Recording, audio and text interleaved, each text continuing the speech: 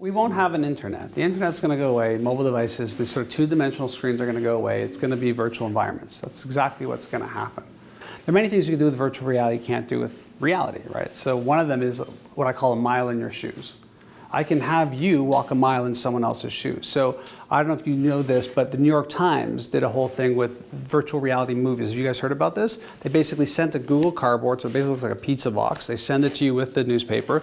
You just sort of fold it together, you slide your phone in, you download the app, and boom, you can see the movie. So the first movie puts you into a Syrian refugee camp. Now you can say, oh yeah, Syrian refugee, this is a big problem. Canada, blah, blah, blah. You don't understand. Like, you don't get it. Like, you turn on this movie and like you're in this Syrian refugee camp, you're standing there and there's dust, crappy tents made of garbage bags and yellow tarps, and it's very disconcerting because you really sort of see the sparseness of it. And then in the movie, all that happens is a bunch of kids come over to you. And they're right at your feet. And you can literally, like, you're looking at them like right in the eyes, and they're just like, look, they're not begging for money or trying to grab your wallet, they're just there and they're trying to play. And again, you hear about Syrian refugees and kids, we all know this, but when you're standing there, and they're in front of you, like young kids. Like I'm like, what's going on there? Like I'm like crying behind the gun. Don't look at me.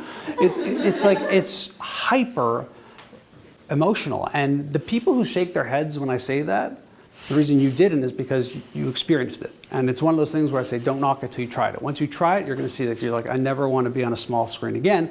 If I can have everything from Amazon to speaking to a pharmacist, you go through any single thing that the internet provides and see that the virtual environment is going to be the way. Again, it's going to take a long time. It's not going to be tomorrow.